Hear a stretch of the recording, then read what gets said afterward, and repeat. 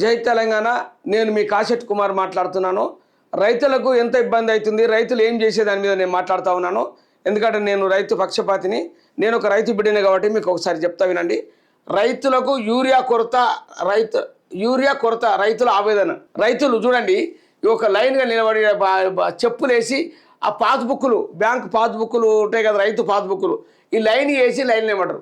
Urea కుంభకోణములా ఏం జరుగుతుందో చూడండి. నేను దాని గురించి చెప్పను. కాంగ్రెస్ మోసం చేస్తుంది, టీఆర్ఎస్ మోసం చేస్తుంది అని నేను చెప్పను. రైతులను ఆదుకోండి.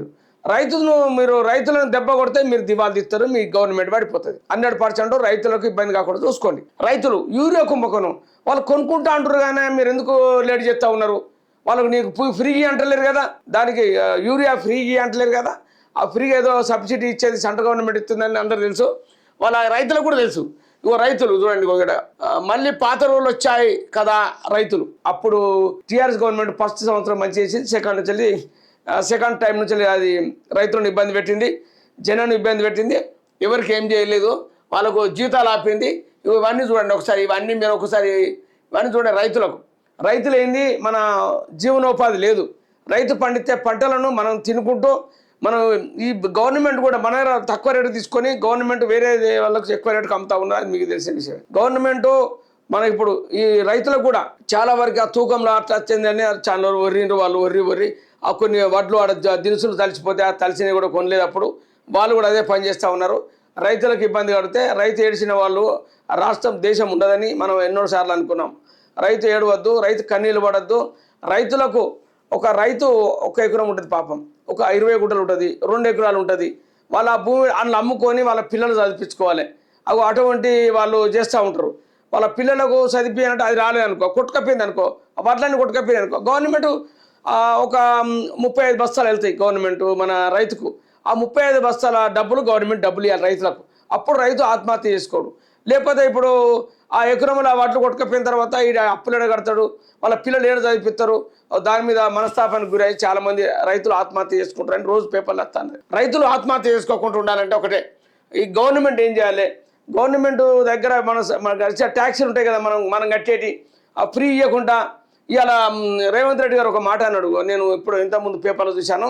అది ఏమన్నాడంటే, వీళ్లకు అది తెల్ల రేషన్ కార్డు ఫ్రీగా డబ్బు ఉన్న వాళ్ళకు, నా 10-20 ఎకరాల భూమి ఉన్న వాళ్ళకు, 4-5 బిల్డింగులు ఉన్న వాళ్ళకు, కారు ఉన్న వాళ్ళకు ఉన్నాయి, అవి తీసేస్తా అంటుండు. వాళ్ళకు కూడా పింఛన్ ఇస్తున్నాం మేము 4,000, 3,000, 20 ఎకరాలు 10 ఎకరాలు ఉన్న వాళ్ళకు, కార్లు ఉన్న వాళ్ళకు అది కూడా తీసేయాలంటుండు. అది మంచి పద్ధతి. అవి తీసేస్తే తగ్గుతుంది.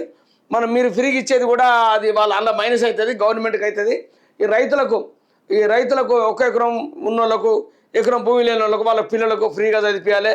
వాళ్ళకు ఈ ఆయుష్మాన్ భారత్ లెక్క ఆరోగ్యశ్రీ కార్డు కూడా 10 లక్షల వరకు ఇవ్వాలి అని నేను డిమాండ్ చేస్తూ ఉన్నాను. అది కూడా ఇప్పుడు మన మందకృష్ణ గారు అది 13వ తారీఖు ధర్నా చేస్తూ ఉన్నాడు. ఆ మందకృష్ణ కూడా మీకు అది చెప్తా, అది దాని గురించి మాట్లాడతాను నేను.